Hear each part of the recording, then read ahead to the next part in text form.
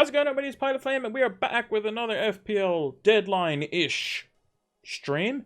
I say deadline-ish because it is Thursday evening at the time of this live stream over on Twitch. We are doing it the evening before, as it is a Friday deadline once again. We have Forest and Sheffield United kicking off the game week this Friday being tomorrow at the time of this recording. But if you're watching this VOD over on YouTube, I am probably in the chat for any questions that you might have for any last minute transfers or anything like that before the deadline. It is a bit of a weird one. I believe it is 15 minutes sooner than the Game Week 1 deadline. I'll double check that when we go change to the team screen.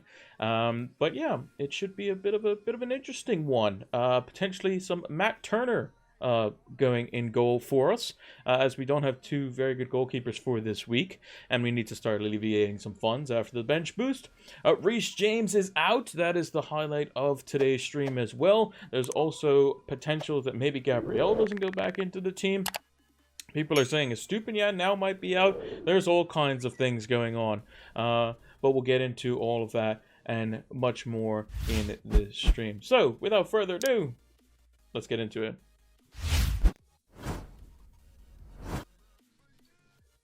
So, we have the team up on the screen. I actually meant to check what my actual game week rank ended up being. It was 562, so I have to change that. Game week rank was 562. I know it wasn't. It's never completely accurate on a live FPL. And my overall rank is 562, not 563, which is, I mean, we take those. I mean, it doesn't really matter too. Like, we got off to a great start, but we're obviously ahead because of our bench boost. Although our bench boost was very good. So there we go. Just made the changes there. Let's get a couple of housekeeping things out of the way. Firstly, make sure to join our mini league. Just above me there. The league code is 8S as in Sierra, H as in Hotel, the number 2, T as in Tango, and U as in Uniform. It is just above me. We also have it in the About, not in the About section. We have it on my Twitter bio and in the description of every YouTube video. So make sure to join it. It's a lot of fun. And also, your name will always be in the description for winners and that sort of stuff. So yeah. And then also, what else was I going to say? May have passed my mind. Oh, that's right. If you didn't, apologies for the internet. That's what it was. Apologies for the internet. It seems to be sorted now. I was having a bunch of packet loss, which was really weird. They fixed it on, I believe it was Monday evening. Like late Monday evening. So I tested it on Tuesday and it was fine. So we're able to stream tonight, which is very, very good.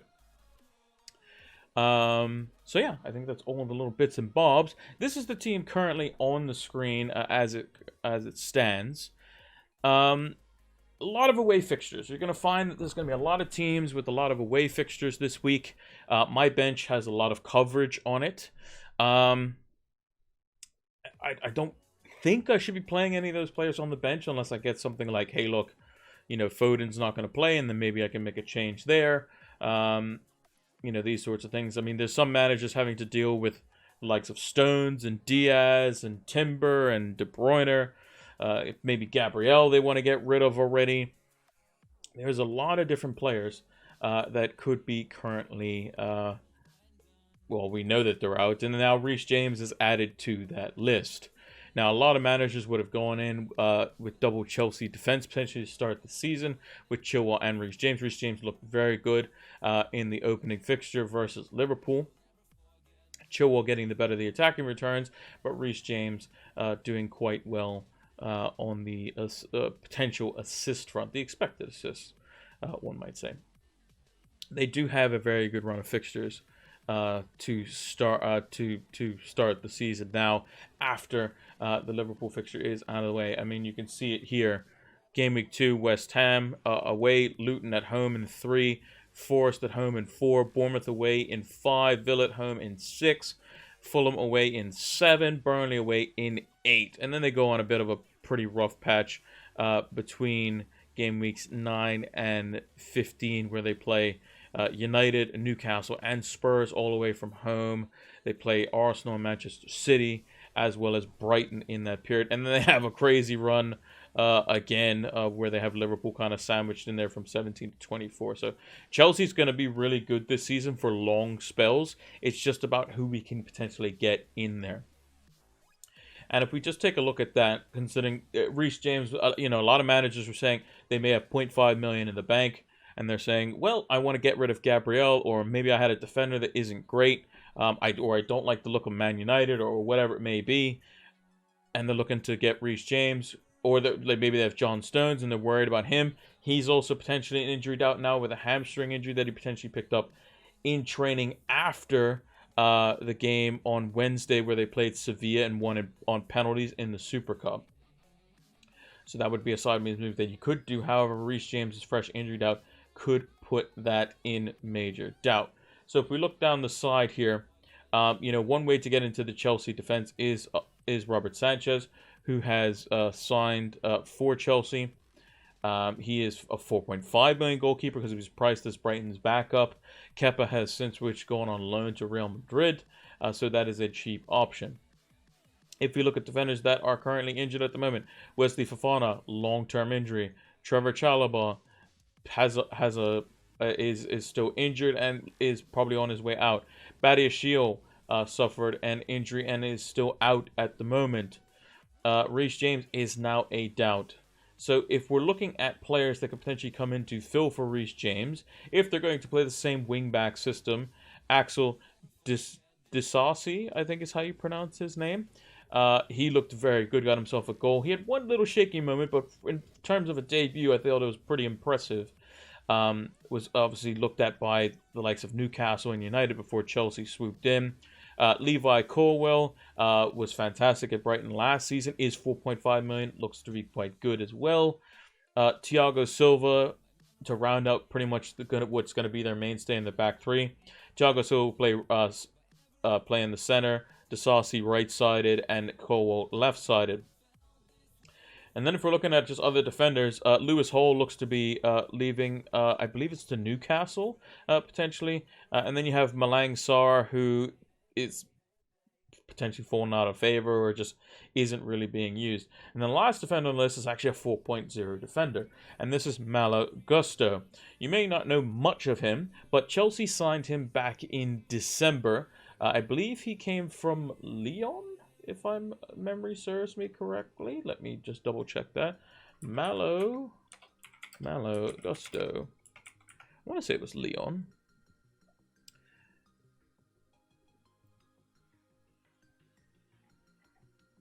He did come from Olympic Lyon for 25 million euros was the transfer fee. Can play right midfield, but primarily plays right back. I would assume he could play right wing back as well. Is very, very young, 20 years of age. Plays for the under 21 France squad, so I would assume he's quite good. But he's 4.0, and we saw him come on for Reece James when he was tired at the end of the Liverpool game. But it seems like a fresh hamstring injury will cause Reece James to be sidelined for quite a while. Now, if that is the case, Malo Gusto is basically the replacement for him. A right wing back playing for Chelsea at 4 million is a game breaker, and we need to be looking at this 100%. Whether they play as a back four or as a back five, Malo Gusto cannot be overlooked. I'm definitely going to be looking at potentially this week to see how Poch basically utilizes him in the West Ham game, because the West Ham game away from home, I assume Poch is going to set up very similar to the Luton at home game. Both games are very winnable versus opponents who are going to sit back and try to hit Chelsea on the break. So I don't think the strategy is going to change very much, apart from the fact that they're playing in a different stadium than Stamford Bridge on Sunday. That is something I'm going to potentially look at, which means I might want to hold off on my goalkeeper transfer.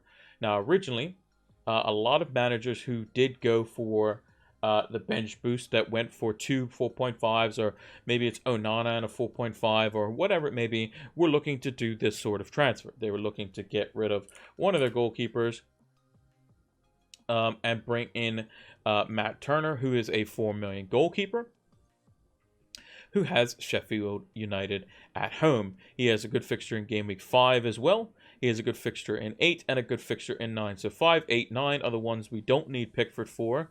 In Game Week 5, Pickford has Arsenal, so that's good. 8 is Bournemouth at home, so we can pick and choose there. And in 9, he has Liverpool away. But in the other fixtures, Luton at home in 7, Brentford away in 6, Sheffield United away in 4. And you can also potentially pick him in Game Week 3 as well versus Wolves at home. So that kind of rotation works quite nicely. This would also have freed up 0.5 million for us, and that 0.5 million could allow us to go from Solanke to Nicholas Jackson. Now, Nicholas Jackson is someone who didn't necessarily, do it on the fantasy front, but if we look at the numbers here, which FPL are now providing, 0.53 on the XG, which is quite good. It's quite high, especially for a debut. He was constantly running in behind, constantly causing problems. And I think that, yes, he will probably go up against a tough test in West Ham, because they'll probably play a back 5, knowing David Moyes. He kind of does a similar system to what Brentford do when they play one of the tougher opposition, where he plays more of a back 5. Slightly weaker opposition will play a back 4. Nicholas Jackson is very exciting. Very pacey, 7 million. And he could be an option. Now, that would be exact money. However, we forego the goalkeeper for the time being. Just play Pickford, let's say, away from home versus Villa. Because Johnston and Pickford are probably going to make some saves, and they're probably going to concede. They're probably going to be about the same, to be honest.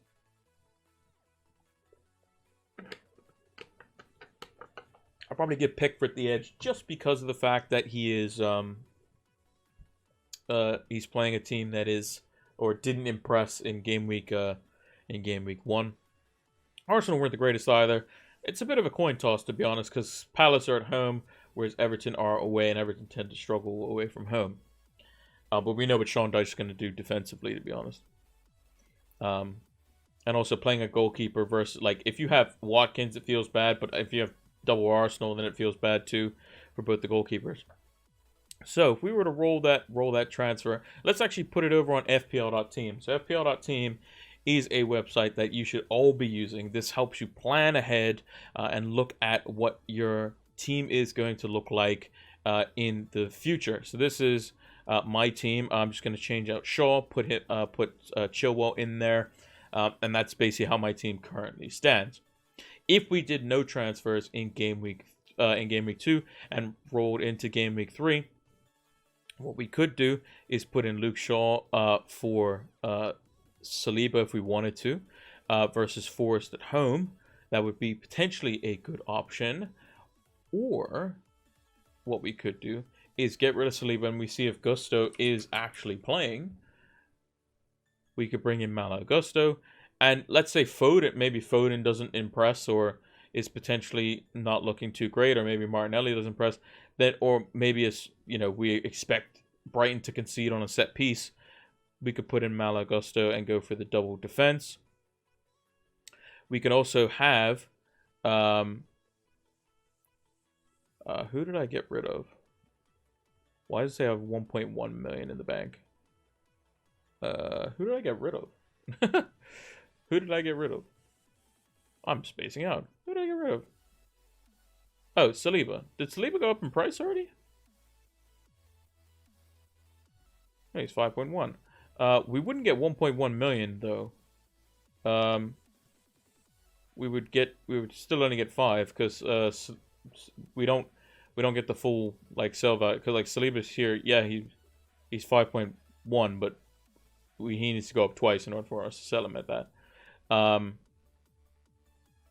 So we could do that. And then we could potentially upgrade Solanke to Jackson and play Jackson over Foden as an example, if we feel that Foden is potentially going to be benched. Sheffield United away, it seems pretty bad for that. And we would have a Stupinian and Foden on the bench, so it is a bit of an issue. But I think that Malagusta is someone we can definitely go for. Maybe we need to see a bit more. Maybe we wait on him. We give him a couple weeks. If that is the case, then I would say that probably the move to go for. Because if he starts and plays well this weekend, he is 100% going to go up in price by probably a couple times, especially if he does well. So if, let's say, as an example, we go ahead with the Game Week 2 transfer, let's say we do our goalkeeper change. We bring in Matt Turner, which is what we had thought about doing for Sheffield United at home. Got the $0.5 million in the bank. Played Chilwell over Luke Shaw. We can also, there's an argument to play Luke Shaw over Saliba in this instance, but I think Palace are less likely to score than Spurs, so I would go with Saliba, even though Shaw is attacking threat. And then in Game Week 3, we would play Pickford over Turner again. And then we'd have, again, like I said, enough funds to go Solanke to Jackson if we wanted to. The thing is, our defensive coverage is so good that we could potentially wait one more week to 100% confirm if Gusto is going to be good, basically. So we could go the Jackson route. Let's say we would bench Foden as an example. In this instance, we would put in Shaw over Saliba. And then in Game Week 4, which we would potentially want to roll a transfer if we could. This is where we can get rid of the likes of Saliba or Shaw. I mean, Joachim Andersen at home to Wolves looks like a much better defender than Saliba or Shaw playing against each other. But we're just going to get rid of Saliba in this instance because Luke Shaw's fixtures are relatively good and United is a bit more defensive-minded. Saliba's run out a bit quicker. Saliba isn't as expensive, but Shaw could be quite useful. This is where we could go for Gusto. He could be 4.1, he could be 4.2. Doesn't really matter too much to me price-wise. And then we can put him in there. If we get the inkling, I mean, what is it in Game Week 4? Who plays City? Probably won't know the City team. But versus Fulham, we could potentially bank it. Maybe Mitoma gets kind of shut out by Newcastle. Saka and Martinelli can always do damage in any game, as can Rashford. Mitoma at home to Newcastle, I think that's going to be a bit harder. So maybe we bench Mitoma, but it is a home fixture, so it's it is quite good if we feel Foden is going to play. So that's where the transfers can get a bit tricky. We do alleviate some money then, and then you're coming on the other side of the international where Brighton's fixtures, they have United away. Maybe it's just a bench scenario there for them. This is where we could play. We probably just play the Brighton attackers still, I think. In this one, it would just be the Stupinian defensively might be a bit of an issue. This is where we potentially can get rid of him. Because defensively, it looks like Brighton are going to concede in probably all of these games. Even Bournemouth, potentially. But maybe it is just a bench of Stupinian in this situation. Get rid of Luke Shaw and look for the likes of a Trippier, as an example, who has Brentford at home and starts a really good run of fixtures. Again, we are using our transfers one by one, which is a bit of a problem. We'd also play Turner in goal. So I wouldn't be opposed to a hit, but maybe it is a situation where we just wait on the Malagusto front and see what it looks like versus West Ham, see what it looks like versus Luton, and maybe just kind of go from there. Because I don't really feel comfortable if we just reset it completely. Chilwell's currently in the team over Shaw, that's fine.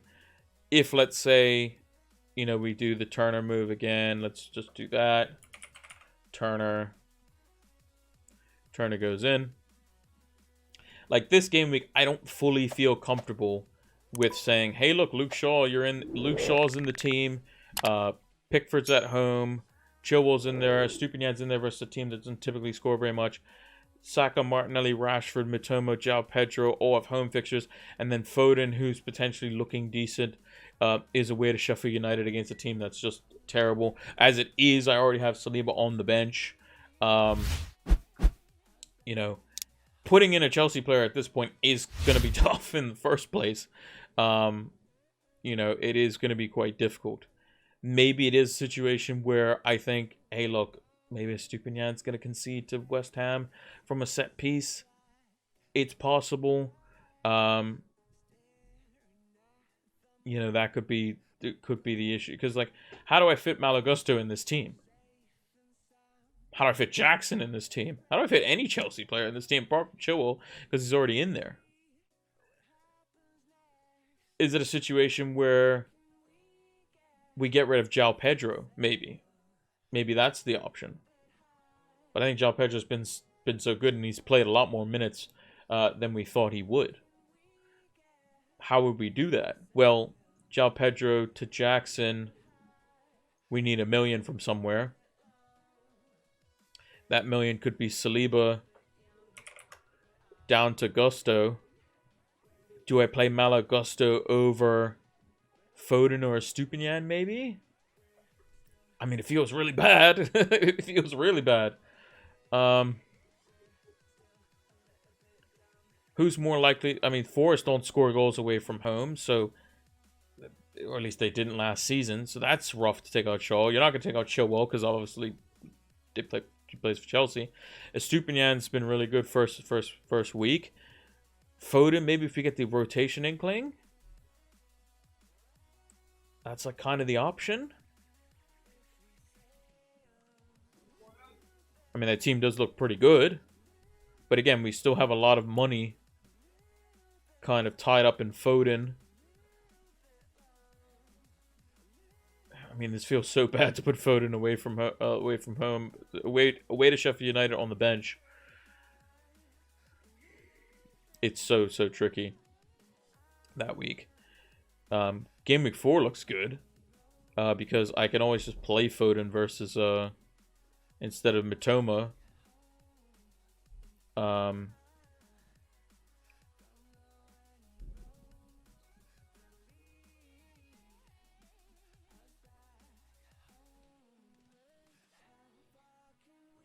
I mean, or maybe instead of João Pedro here, it's Solanke that we get rid of. But again, that means benching João Pedro, which I don't feel good about.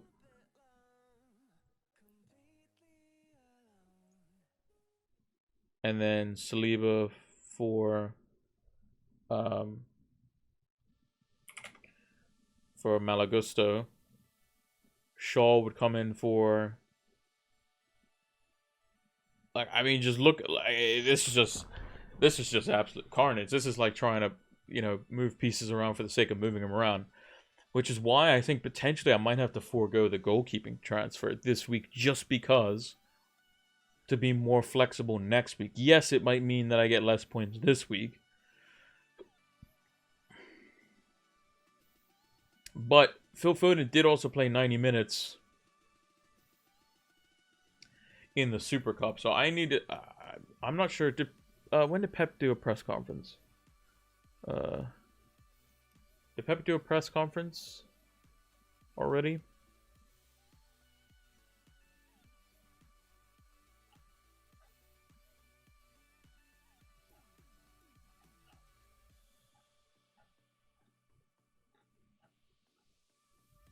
Let's see. Fantasy Football Scout. Shout out to Fantasy Football Scout, partnering with us again this season. Let's see. So Ten Hag, Arteta, and Hodgson did one.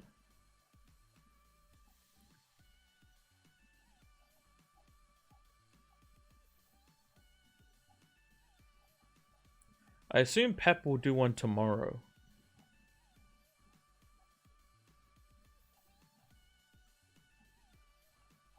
Yeah, I feel like Pep's gonna do one tomorrow. So maybe that's kind of a wait and see. Yeah, I mean Foden can be so good, but like in terms of like, actually let's bring it. Let's see if we can bring it up on the heat map. Actually, let's see if we can have Phil Foden. Let's go in the members area. Where's the members area? Members area. There we go. Members area. It's not up on the screen right now, but I'll show you in a second. If I wanted to do.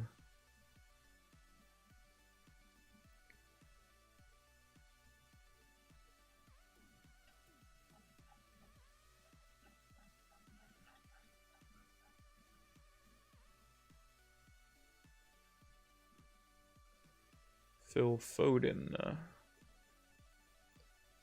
Mr. Phil Foden.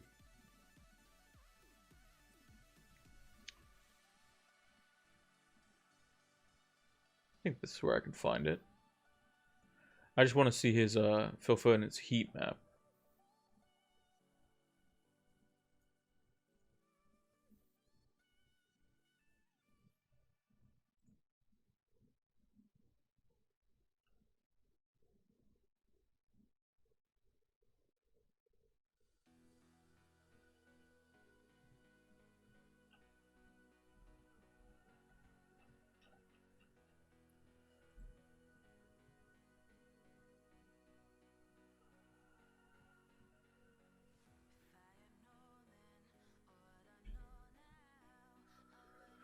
Let's change it. Okay, here we go. So this is in the Fantasy Football Scout members area. So this is Phil Foden's heat map. Now, as you can see, it's like the attacking side is down here, down the bottom. Defense side is down here. So he's kind of in and around the periphery. Like there's not much in here. You can see there he took a few set pieces, but a lot on the touch line, and then he came like kind of more as like the central midfielder. It's not looking great. If I want to compare that to who would be a good comparison, probably Julian Alvarez.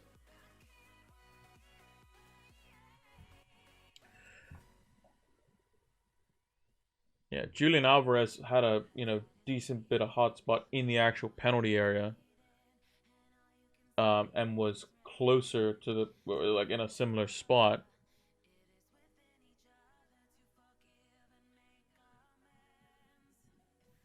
Foden's XG was 0.29, Alvarez 0.35. So his XG wasn't bad. Expected assist 0.15, Alvarez 0.37. He did end up getting an assist. I mean, if we compare this to where's Haaland? Haaland, Erling Haaland.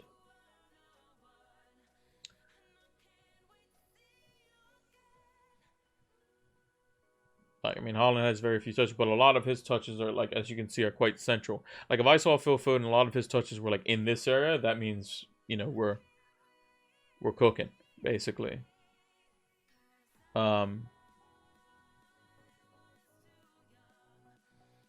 Yeah, he could. I just need to see this week for Foden.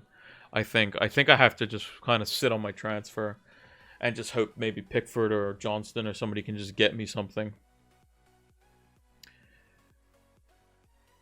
Maybe I put in.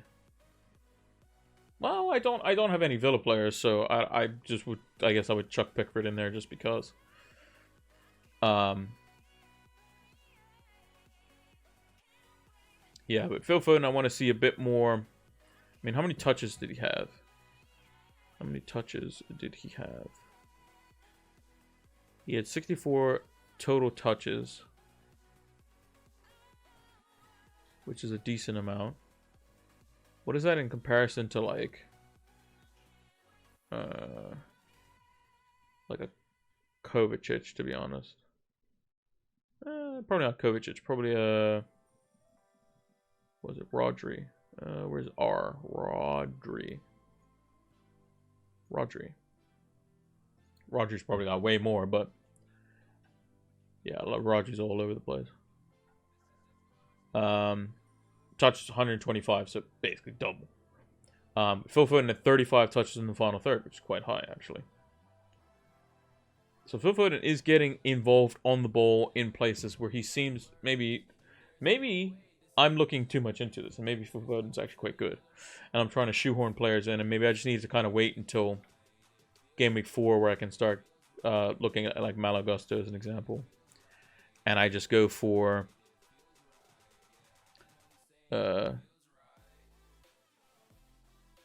I mean, getting in Jackson's so difficult too. Like, maybe I might just have to wait. So if I reset it completely, you know, Chilwell's in.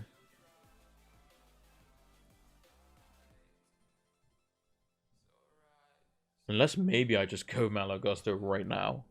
Maybe Malo Gusto is just the transfer this week. And we just kind of go for it. And just play him this week. Why not? And then if Foden's bad, we could just bench him or hope he plays or something. I mean, they're also versus West Ham. I don't have much... Like, I think Saliba's going to concede anyway. So why not go for it, I guess. I guess we'll have to wait and see what Pochettino says. Maybe Gusto is just the transfer. Game week 3. We play probably one of Shaw, the Brighton boys, and Foden.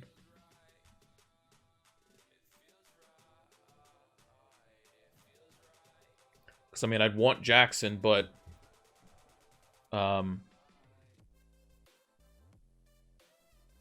you know, can't really fit him in.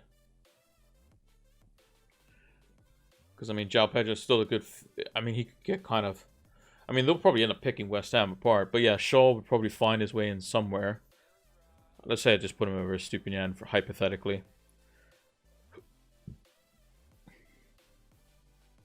Game week 4. I don't mind benching a Stupinian versus Newcastle.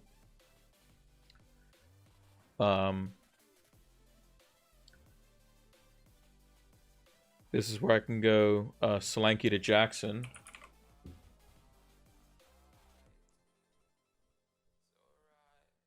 Jackson comes in over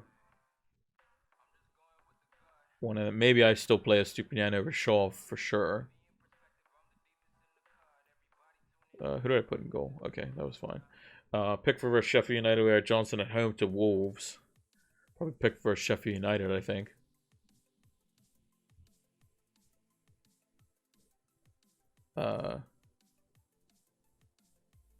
So yeah, we would roll in game week 3. We would bring in Jackson in 4.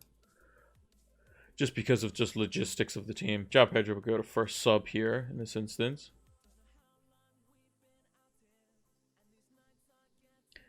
Game week 5. We'd have triple.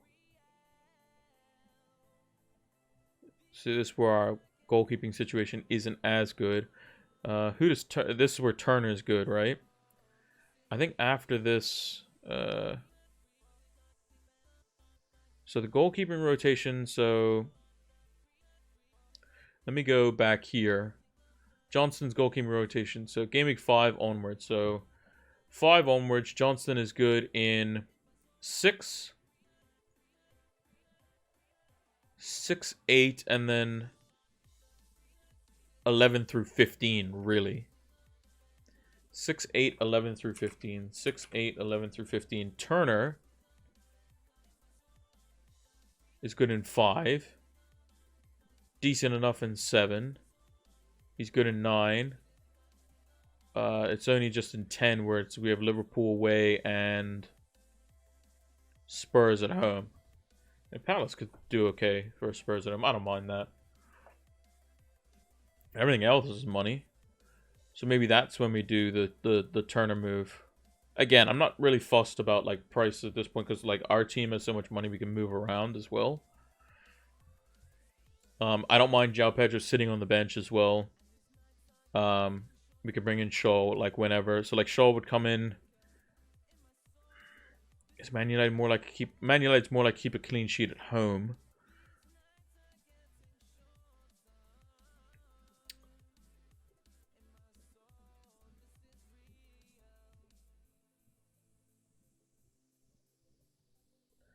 I think Brighton are actually more likely to potentially score versus Man United than United is to score versus Brighton.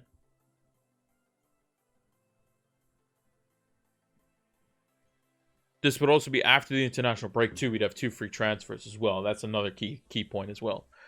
So if we rolled in 3, didn't go for Jackson, unless obviously something happened.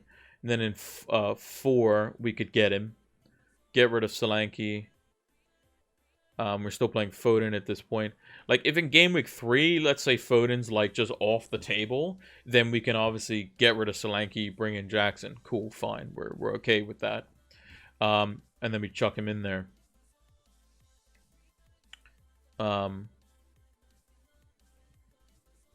it's just a tough one. So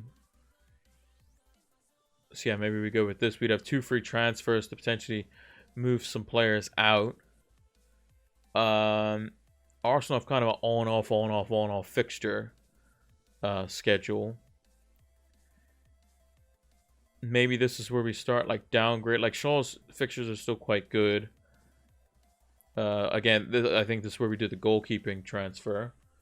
So again, we can use this to kind of, and then also potentially be like, well, we'll kind of hang on to it.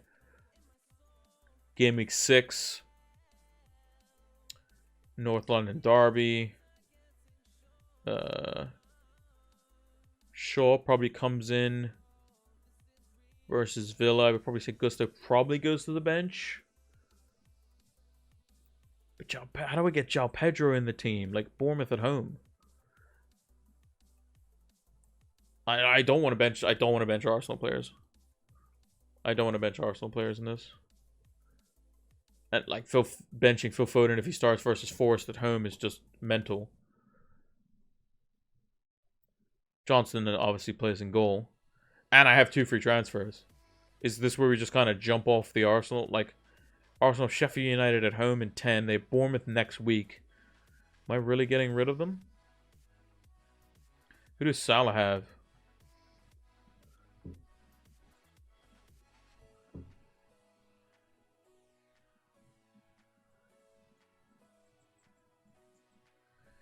Is it maybe a Salah angle versus West Ham? But I mean, Arsenal could just shred Spurs to bits. They could absolutely shred them to bits.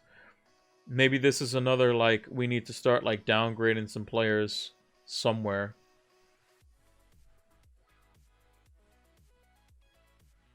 Chelsea's fixtures are still good. I can sacrifice Foden next week. Wolves away, I mean, he'll probably play, but again, I can still sacrifice him. And probably don't want multiple City until 16. Yeah, this one's tough. This one is tough.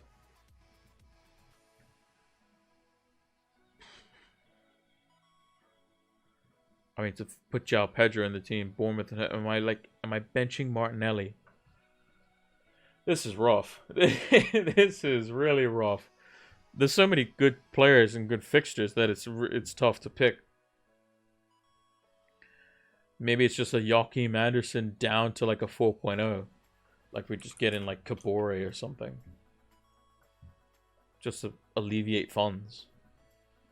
Slowly but surely. Then we got Game Week 7.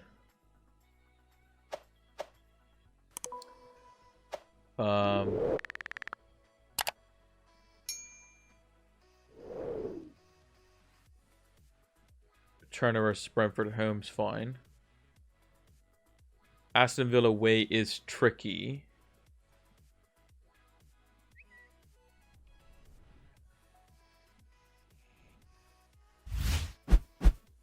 I mean, we could just keep our Brighton players through these couple, because then they have a really good stretch on the other side. So we can just utilize our bench. Gusto's probably better than a Stupinian. Possibly. Palace, I think, will score versus United, even though they're at home, but it's a bit of a toss-up there. We could potentially get, like, Arsenal... Again, have like good fixture, a couple bad ones, good one, bad one, and then really good ones again. So I don't want to completely get rid of them per se. Salah's fixtures get good in 9, which is after the international break. So we could potentially wildcard during that. Again, maybe we just get rid of Matoma, but Villa's high line and stuff like there's, yeah. This is this is getting very tricky. But basically what I've learned is that we'll see what Poch says for Malagusto. Let me see what so in terms of let's check Reece James. Reece James. Where's Reece? Reece James. Reece James and Malo Augusto. So we got Malo Augusto on the right, Reece James on the left. So Malo Augusto was a bit more reserved. Much more reserved when he came on. He did have touches down the side, but like obviously Reece James played a lot more and his heat map was much more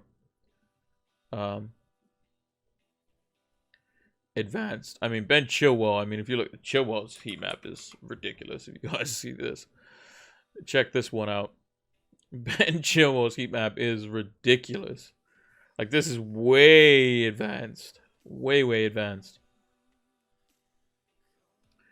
So maybe Gusto won't play as advanced of a defender, but again, at 4.0, you can't go wrong. So maybe we just hop on the bandwagon early. And kind of go for it.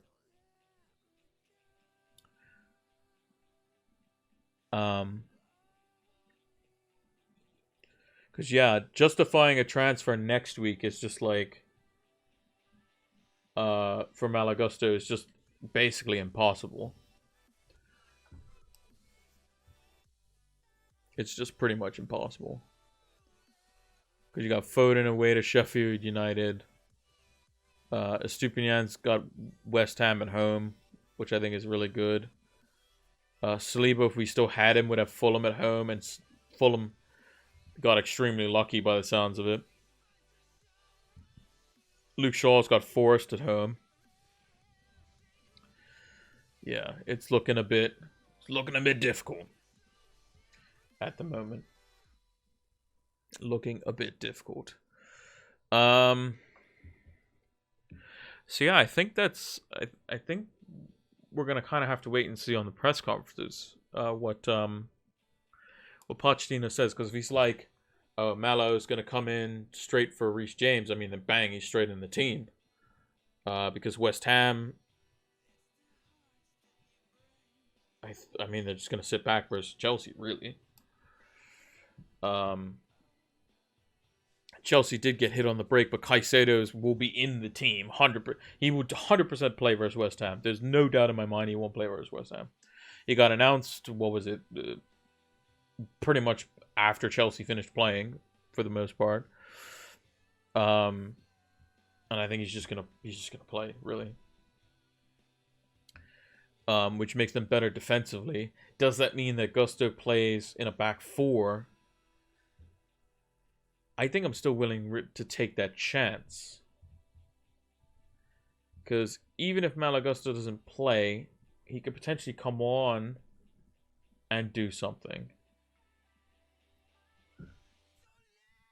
But against West Ham, are we really concerned about West Ham's left-hand side? No. it would be West Ham's right-hand side you'd be concerned about, because that's where Bowen plays, realistically. Was a bit more central from what I saw in the Bournemouth game. So that is something to potentially consider. Like I said, our goalkeepers aren't great this week either. But again, next week it's going to be so much more difficult to get rid of Saliba, to get rid of Luke Shaw, to get rid of Phil Foden, that I think that this week we could potentially convince ourselves, hey, look, we can get Gusto early enough. If we think that Arsenal is still going to concede versus Palace, that is still plausible.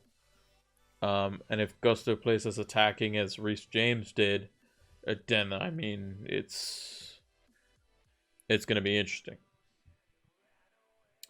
Let me check the historics of Arsenal versus Crystal Palace in terms of what they've done recently. Arsenal versus Crystal Palace. Let's see here. So in the Premier League, Arsenal won 4-1, so they didn't keep a clean sheet. Arsenal won 2-0. Palace won 3-0. Then it was a 2-2 draw. Then it was 3-1 Arsenal. Then it was 0-0. Then it was 1-1. So in the last 5 years, basically, in the last 1, 2, 3, 4, 5, 6, 7, 8. Hold on.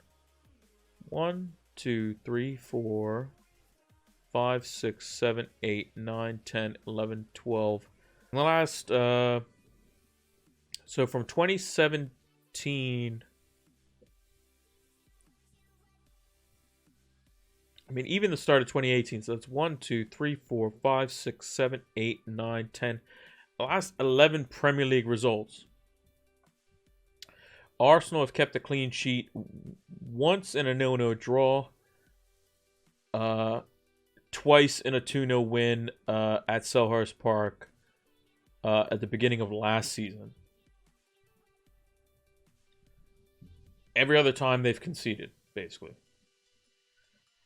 And the most recent ones at Selhurst Park. So in 2018, it was a 2-2. They didn't play in 2019. 2020, it was a 1-1 draw. 2021, it was a 3-1 win for Arsenal. 2022 was a 3-0 win for Palace. 2022 in August, start of last season, was a 2-0 win for Arsenal. So again, Arsenal do concede away to Palace. If we were to go to, let's say, West Ham versus Chelsea history, let's see what this looks like away from home. So historically, I'm just looking at it here. You guys can still see the team up on the screen, but 1-1 last season in February. Season before that, it was 3-2 in favor of West Ham. Then it was 1-0 in favor of Chelsea. 3-2 in favor of West Ham. 0-0. 1-0 in favor of West Ham. So West Ham actually win quite a lot at home versus Chelsea. But recent season's been a bit tumultuous, one might say, for Chelsea. So, I mean, again, both teams potentially could concede. So, it is going to be a bit of an interesting one. Let me close out of the members area there. So, yeah, I think I'm going to have to wait for the press conferences, I think. See what Poch is saying on Gusto, if he says anything for that. If he says Reece James out long term, I mean, Malo Gusto could just go straight in because he helps us this week for sure. And then we just got to find a way to get rid of all the benching headaches, basically.